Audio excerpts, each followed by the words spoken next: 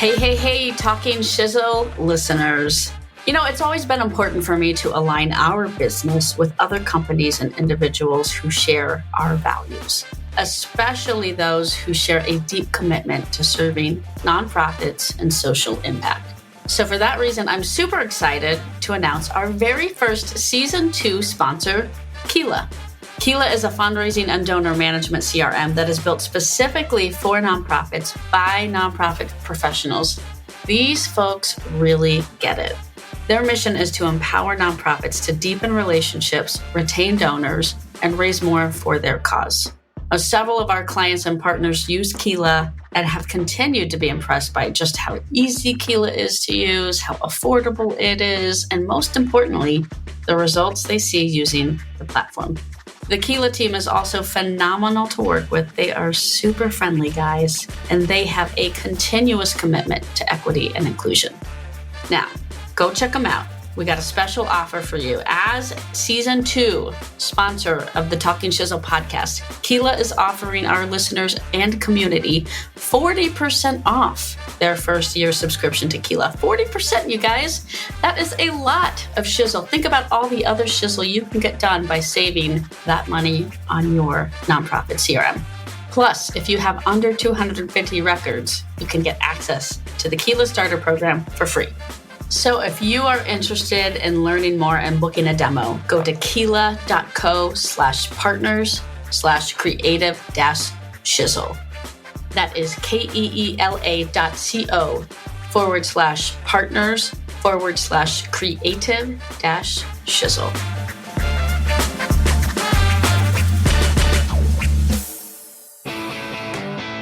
Hey, all you lovely people out there. You've got a lot going on in your day with big dreams and big goals for your world.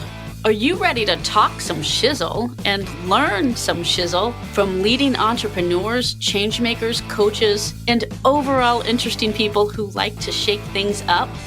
I'm your host, Taylor Shanklin, CEO and founder of Creative Shizzle, and I am stoked to bring you a fresh episode of Talking Shizzle today. This show is all about helping you think differently so that you can grow. Talking Shizzle is brought to you by our team at Creative Shizzle, where we help businesses, entrepreneurs, and social good innovators make amazing marketing shizzle happen. Check us out on the web at creativeshizzle.com. Now, let's talk some shizzle. What's up, folks? It is a beautiful and green St. Paddy's Day today, and we are recording with one of my favorite people in the world, Julia Campbell. What's up, girl? I'm so excited to be here. I'm just really thrilled to see you again, Taylor. And Will is here with a bunch of St. Paddy's. Like balloons. Flair. Flair is the right word. Flair. We're ready. He's got the requisite 30 pieces of flair. We're ready to talk some shizzle and celebrate some St. Patrick's shizzle over here. Well, let's get into it. So, Julia, give us a quick rundown on who you are, what you're about, and then we're going to talk about a few things today to lean into your expertise, both in podcasting and social media and where that world is going. Sure. So I'm Julia Campbell, and I've run my own consulting business for 13 years now, actually 13 years this March. So yay to that. And I help nonprofits navigate the digital world, whether that be digital marketing, social media, storytelling, fundraising, sort of all of the above. And I do that through online courses.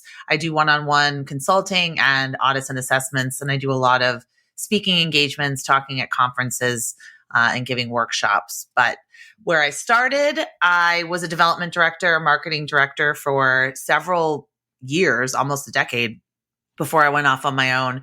And I've been that person that has worn all the hats and done all the shizzle.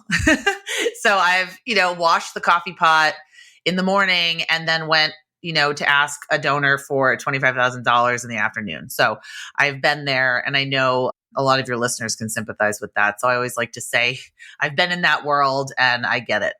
I still feel like I do a lot of shizzle, and it's kind of funny. It's like you get I to know. Yeah. as an Now when you're back to being a entrepreneur, business owner, you literally do everything. like everything, except now, like I'm getting better at getting myself out of doing everything and the team's like, yes, thank you. Please do that.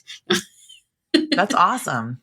Okay. So you have a podcast, the Nonprofit Nation podcast. Tell us a little bit about, you were in business and doing a lot of social media speaking and webinars and courses and things like that. And then you launched your podcast. What was it, in 2021?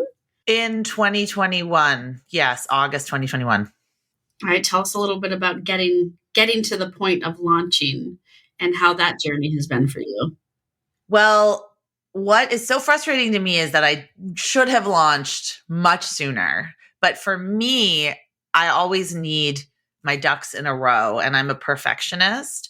And what ended up happening is I was reading a book by Seth God, and I just constantly am like reading passages from his book. And the whole notion of like, just ship it, just do it. And it's going to be imperfect, and you're going to iterate along the way, and you're going to get better. So I thought, okay, I'm just going to start, because I had it on my goals board every year since like 2019. It was like, I'm going to do a podcast this year. I'm going to do a podcast this year. And it sounds so intimidating to start a podcast until you start.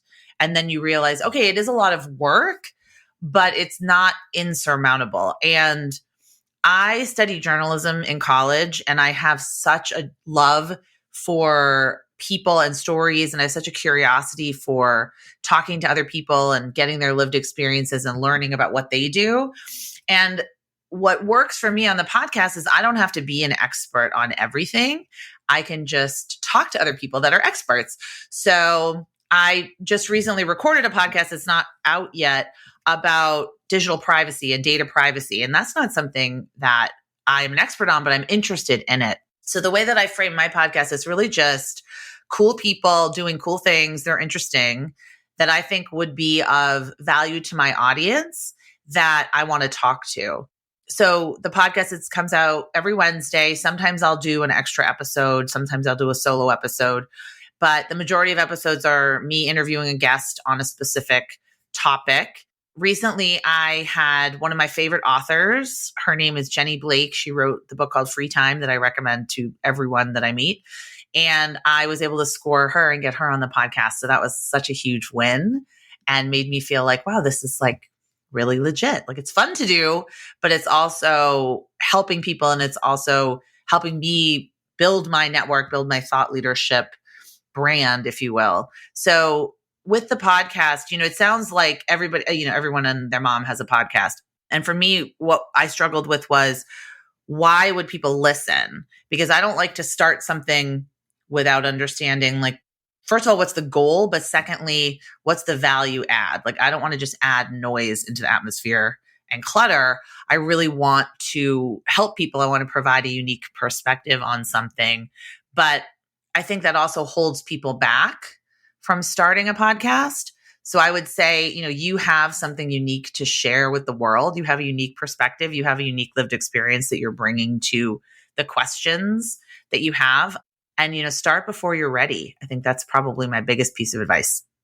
I love that. I love talking to other people who've gone and started a podcast to get their perspective, because we do a lot of podcasting here, and we've done a lot of podcasts. And so it's interesting to hear from you, like, what are some of the things you've gone through internally and struggled with to get your podcast up and running? And what are some of the things that you've learned along the way, maybe that surprised you in either a pleasant way or a, oh my gosh, like that was a big gotcha? So I should say, thank you to Taylor and her team, because Barlele produces and edits and publishes the podcast. So with Nonprofit Nation, I knew that I could not do that. There's no way. I'm not going to sit and edit audio. I'm not going to do any of that. I just knew that that was something that I had to invest in. And otherwise it would just never get done. And then I would get overwhelmed. And this is what I see with a lot of podcasters I talk to. They try to do everything themselves. And for me, I really want to stick to my sweet spot, which is I love booking the guests. I love creating the question and the prep document and doing the research and like reading their book or reading their blog and learning about them. and I love doing the interview. And those are the only things that I do. And then I hand it off, and Taylor, your team, works their magic. And then somehow it ends up in everyone's podcast feed every Wednesday, 5 a.m. And it's a little bit like magic. And then I like promoting it as well. So for me, I learned that I need to stick to my strengths. It's almost like in, Gay Hendricks' book, The Big Leap, which is another must-read book for anybody, but especially for entrepreneurs.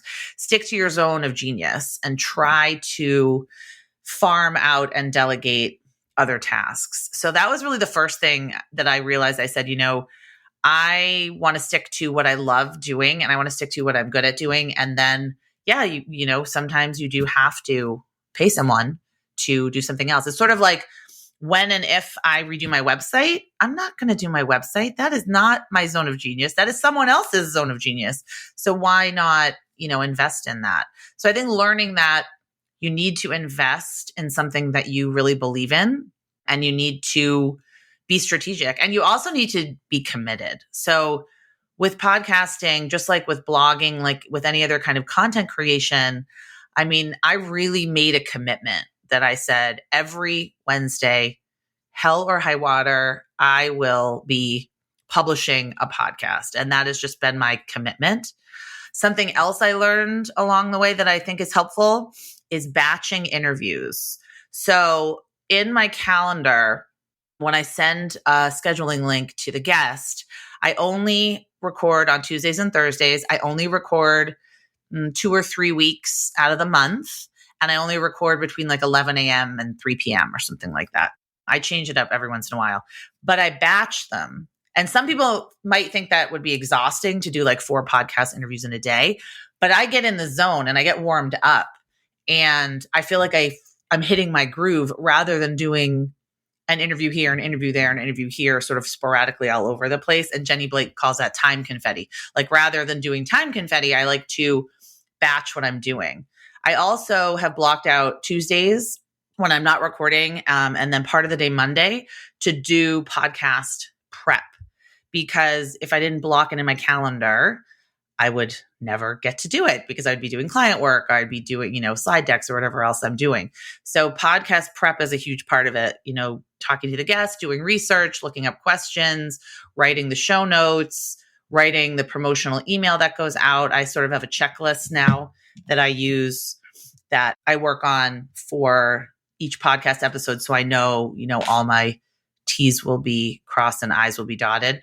But I think just getting started and releasing a few episodes, and then you'll get that momentum, and it'll kind of get addicting, and you'll want to keep going, and you want to keep doing it. But getting very organized in the beginning is helpful. You don't have to be, because you'll learn along the way what you need to be doing. But at this point, yeah, I have a checklist. We have, a shared board in Monday.com where I put the guests and the headshots and the podcast prep forms and things like that. So I think what I've learned along the way is preparing as much as I can beforehand, but then also rolling with the punches if something comes up. Yeah, no, I love that. And I really appreciate that you do the batching, because even like as the team that's the show producer, it's helpful to get it in a batch. And then we know, like, we just go and we run it through the process, right? And we have some clients who batch like you, some who don't. And I definitely think the batching, it makes sense. I actually don't batch as much as we should for our show, probably because Will's constantly trying to figure out, like, how do I even do the scheduling thing, right? Like, jumping through hoops. It's hard. It's definitely tough. Yeah, we make it work, but it works. So I think, like, kudos to you for doing it that way, because I do see a lot of success with people who do batch shows. And then you don't have to worry about it. It's not always hanging over your head. And that was something that I didn't want. I didn't want it to be like every week thinking, oh, I got to record an episode, or I got to do this, or I got to do that at the last minute. I really wanted to say, and like, you know what? This month, I'm probably recording 12 episodes in March. So then I've got all of April, which is my big conference season when I travel a lot. May, I'm actually going to Australia. So I don't have to worry about it. I have to worry about the promotion aspect and sending out an email, but I can write all that ahead of time. And there's so much that you can plan ahead of time. So for me, it's almost like peace of mind when I batch and I have 4 interviews. That's a whole month. You can do it in a day, So it's not for everybody, but it works for me. I think it's a good methodology, and I think it's good advice for people who are thinking about a podcast, because frequently we have people come to us and say, hey, I'm thinking about a podcast, but like, where do I start? I think that's the biggest thing. And getting over that hump of and getting that good process and, just getting started. And then getting bogged down with extra stuff. Staying in your lane is just so important in getting things done, but especially for podcasting too, though. You just have to make a commitment to it. You just have to say, I'm going to do this and I'm going to make this work, because that's why so many podcasts fail, because they'll publish once a month or people never know when they're going to be published. So that's, I think, the lack of consistency, but just, people get busy. But I really just made that commitment that this was going to be the free, consistent content that I created, that I was going to put out in the world. And I haven't not published an episode since I started. Good job. And it is fun interviewing you about it, because we do your show in full transparency. And so it's kind of meta to interview a client who does a podcast. And that's I'm having you on the show, Taylor. Yeah, exactly. And then I'm coming on your show. See how it all just goes around, Okay, so let's move on to the topic of social media. You recently published or wrote something, maybe on LinkedIn. I saw it. I don't remember where I saw it, but something about the end of free social media. And I know you're working on developing more content on this. Talk to us about what you mean about this, the end of free social media. Yes. So saying the end of free social media might seem a little bit facetious, because as we know, social media has not been truly free in a long time in terms of cost, if it ever was. So, in the early days of social networking, we, the users, we were the primary product. So, we signed up, we gave our private information, we searched for ex-boyfriends or girlfriends or whoever, friends from college. We never read the terms and conditions, although maybe, some of us did. But in order to get on these platforms and use them, you had to click I accept. So, very soon after that, I think a lot of us figured out that, our attention, our eyeballs were being sold to the highest bidder. And I can't remember who said it. It's been attributed to Steve Jobs. It's been attributed to, someone at Google, but they wrote, if you're not paying for the product, you are the product. So I think we all assumed that to keep these social networks free, we were the product, and we would just have to kind of suffer through seeing ads occasionally or having our data, kind of sold to the highest bidder, really. So, but any free product you use is going to be like that. So Gmail, Google, anything like that. That shouldn't be surprising really to anyone. The thing that's interesting that's happening now is there's 2 big trends. One is social networking is now social media. So it used to be networking. We used to join these platforms to connect with people we know, friends and family and grandparents, and share baby pictures and wedding photos and all of that kind of stuff. Now the trend is towards discovery platforms like Instagram and TikTok and YouTube, where you're not connecting with people you know. Maybe on Instagram a little bit, but I would say for most of us, we use Instagram to connect with and follow celebrities and artists and brands and influencers and things like that. Certainly on YouTube, I'm not connecting with my mom on YouTube. She doesn't have a YouTube channel. And on TikTok as well, it's really about discovery, and it's about content creation, and it's about keeping people on the platform as long as possible and, selling us stuff. The second trend is this subscription model. So Twitter Blue is the Twitter verification service that Elon Musk introduced, and that just turned into a dumpster fire. And they're still trying to iron out what's going on with Twitter Blue, which is when you pay $8 or $11 a month, there's different tiers to get verified on Twitter. But the problem with Twitter Blue is that you could just verify yourself as anyone. So I could go on and verify myself as Joe Biden and you wouldn't know. So that's the real problem with Twitter Blue. So Meta saw this and said, okay, if Twitter can do this, then we can do this. Because as we know, Meta and Mark Zuckerberg, they really they steal ideas from other people. They just do. They just take the best of what everyone else is doing. Like TikTok, they came up with Instagram Reels. Like Snapchat, they came out with Instagram Stories and Facebook Stories. They really just adapt and pretty much steal ideas from people. So they saw, YouTube has a subscription model, which actually I pay for and I really like, because you can skip ads, you can download videos. There's a lot of benefits. A lot of these platforms have this like second tier, like Spotify, that kind of thing, where you can pay to get rid of ads or you can pay to customize it a little bit more. But with Meta, they are now coming out with Meta Verified, which is going to be, as far as I know, like $11 a month or $14 a month, depending on if it's Instagram or Facebook. And there are several supposed benefits of paying for this service. One is that we don't know what it's going to look like yet, but one is that you get increased visibility and reach. I thought that's why we were buying ads, but I mean, what do I know? So I don't really know what that looks like because we haven't really experimented with it yet. And then the second piece, there's several benefits, but the two that people are talking about is the increased visibility and reach, and then the access to a person in customer support. So as you know, Taylor and Will, dealing with people and their social media accounts every day, having access to a person at Facebook or Instagram would be incredibly helpful. So I think so I should also say, what's so important for people listening to know is this is only going to be available right now to profiles.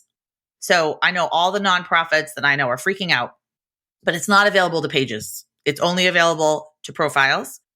So they want to push it on like influencers and creators.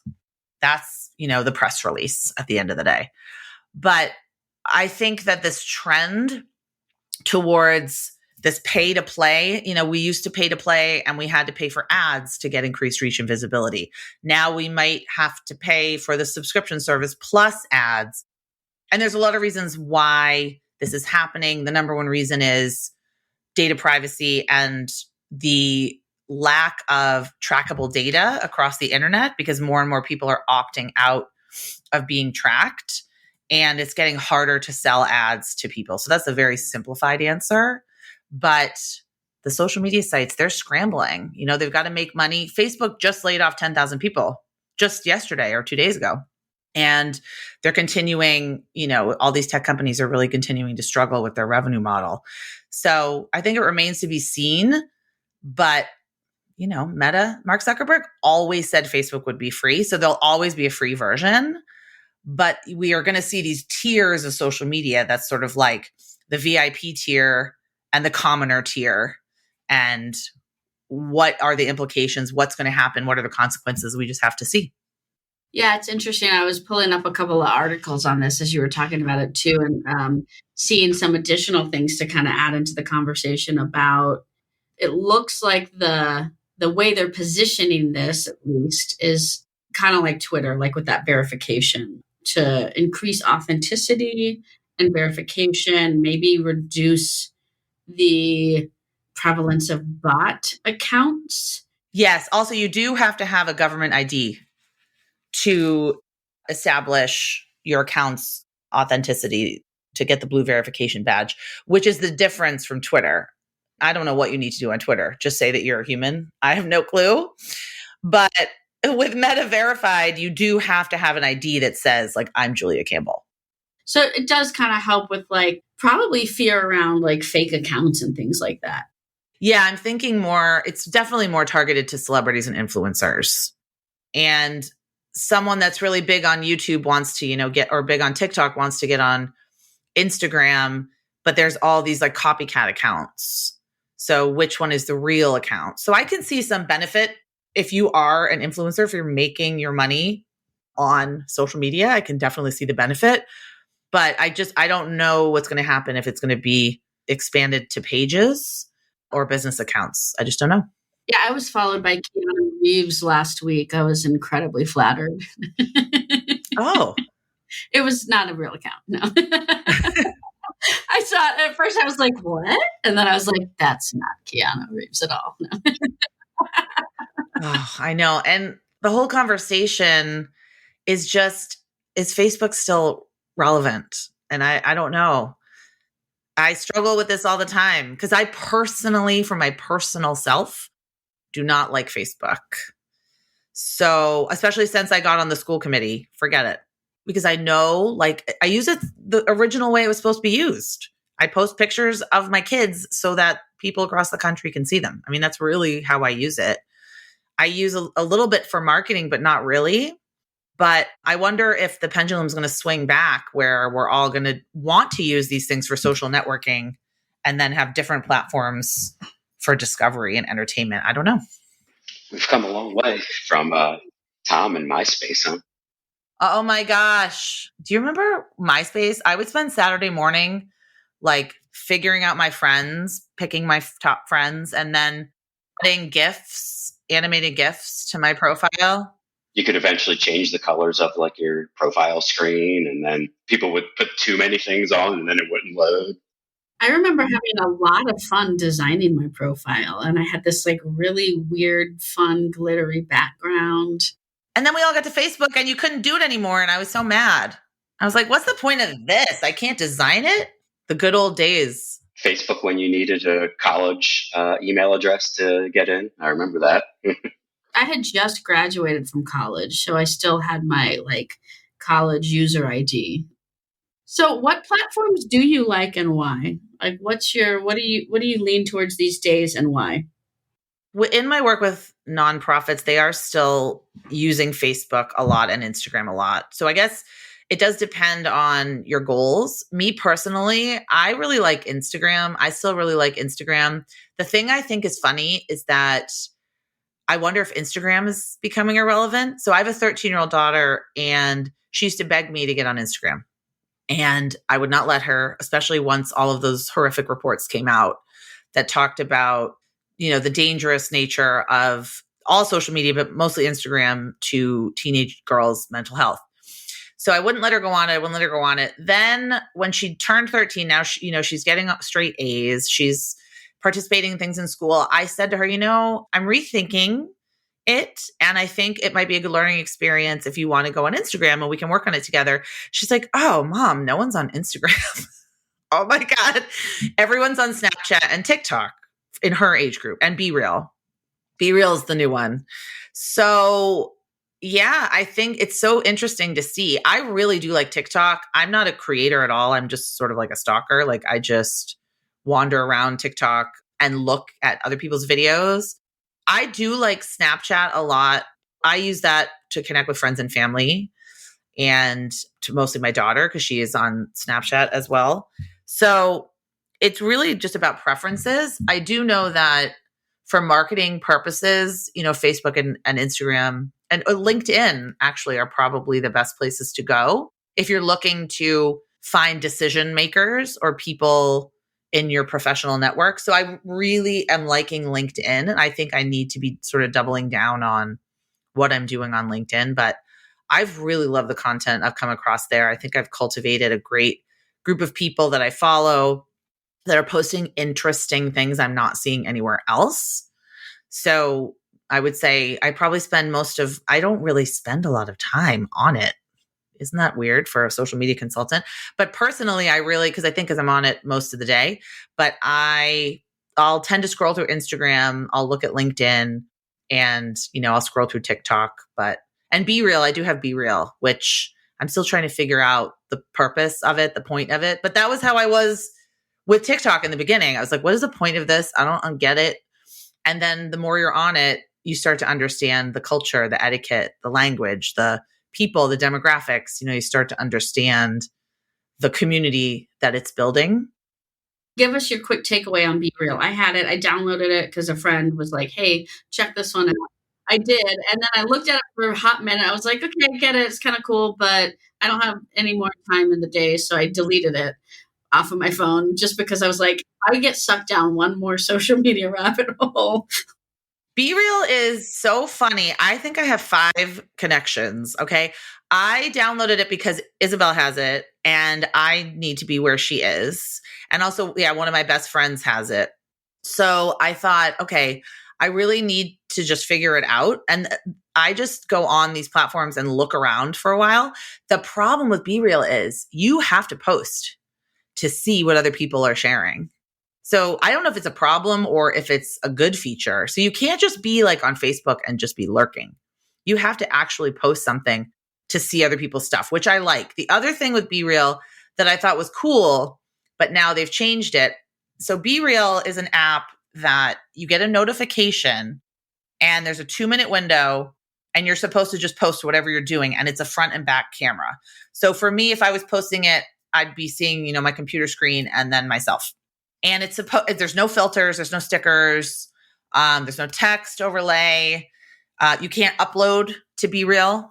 You have to use your phone to do it. So it's supposed to be, okay, this is what you're doing in the minute. And it's supposed to be this real interpretation of your life. And people have been taking pretty cool artsy photos that I've been seeing. So I liked that. The problem was I would always miss the 2-minute window because I'd never have my phone on me, or it'd be on airplane mode, or I'd be on a Zoom call or whatever. But then they expanded it now so you can post a late Be Real. But for me, I'm trying to figure out the point of it. Because I can just wait and then stage my picture now. It's not in the moment like it used to be. And a lot of people are just taking a piece of paper and then a back piece of paper, white. It's they're taking nonsense photos, I think, so they can see their friends' photos. So I'm still struggling to figure out the point of it. But I think right now the point of it is just to have fun and just to, see maybe what other people are doing and then try to take some interesting pictures yourself. But I don't see a marketing purpose to it unless you have a lot of followers and you can somehow incorporate marketing in your caption. But that's not the nature of the platform yet, at least. And they don't have ads on it at all. Okay, that's interesting. Okay, quick take on Snapchat then too. Lately, more and more friends have been like, "You're not on Snapchat." I'm like, God, no, I'm not. I'm not on a lot of things, actually. Snapchat is one that I played on a lot in COVID when we were all home, and I would, do the fun filters a lot with my kids, especially when they were little, and it would just entertain us for, hours. Now that we're all out and about and busy, I'm not on it as much, but I do use it to send messages to friends. And actually, I need to start posting on Snapchat more because the memories function, I love the memories function. It will email you and say, or it will message you and say, do you remember this from 2017? And I love that's why I use Facebook. I love looking at the memories from, 7 years ago. So Snapchat has a really good feature with that. I don't follow people I don't know though. I just only follow people I know. So I don't use it for marketing purposes. I can see how you could, but also, it's not really a place where you're going to follow a brand. You're not going to follow the Nature Conservancy on Snapchat. I don't know that it seems to me like you'll follow a person, an influencer. So for marketing purposes, like with Snapchat and TikTok, you want to make sure you're partnering with an influencer rather than trying to share and promote and push your own message out there on your own platform with 0 followers. You want to get in front of somebody and partner with someone that has that audience. And that seems to be the trend on Snapchat. I would agree completely. If you wanted to try to market on there, you would need to be an influencer and have a following, a long-standing follow. Because Snapchat's been around for a while now. I had it prior to COVID. It was actually, I've always been messaging on there, just with people who live in different time zones. It just seems to be an easier app. So, but yeah, for me, I've only got 25 personal friends on there.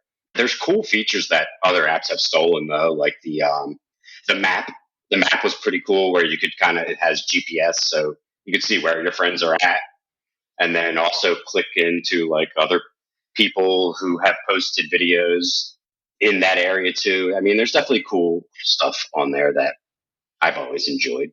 I like the filters. They're just silly and they're fun. And there's definitely St. Patrick's Day ones, so I need to go on there and look at the St. Patrick's Day ones.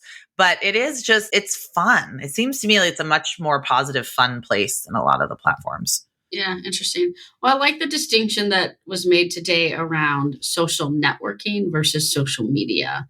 And what's your goal for going? Because each platform is good for different things. So what's your goal? And then where do you want to be based on that? Exactly. People use YouTube, a lot of my clients, like they use Facebook, which you can't because YouTube is a search engine, owned by the number one search engine. So you have to look at YouTube when you're posting on there. What are people searching for? You can't title your video Gala Pictures Montage Volume 2, right? You could do that on Facebook. You definitely could call it, Spring Gala photos. You can't do that on YouTube because no one is searching for that. First of all, don't put that video on YouTube because no one wants to see it on YouTube. YouTube is more like how to do something, or 10 myths about domestic violence, or 10 ways to prevent food insecurity, or, facts about, living with homelessness, that kind of thing. That's what really works on YouTube. People think that all the platforms are the same and you can just kind of mesh and like put a round peg in a square hole. And a lot of the time it doesn't work. All right. Well, Julia, this has been real. Maybe I'll see you on Be Real. I don't know. We'll see. I have an affliction that's like I'll download something and then I'm like, man, like a we day should later. Post one. I don't know if I posted mine yesterday. So when we stop, yes, I'm going to post a late Be Real of us. You are? Okay. So because I've been on and off Snapchat like many times over the years. It has been around. And just the latest version of me is like, no. Okay. We're going to do our Be Real. So smile, 1, 2, 3. And you can do this on video. And my daughter's going to be like, what are you doing? Because she's the only one that follows me. Julia, if there's one thing you want to point people to when it comes to working with you or getting to know you or resources you have, how should people get in touch and where should they go?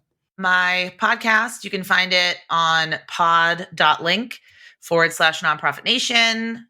If you go there, you can listen to it on any podcast app. My website is jcsocialmarketing.com. Well, close us out with a St. Patty's Day joke. You got one? But of course, yeah. What kind of spells do leprechauns use? Lucky Charms. Oh.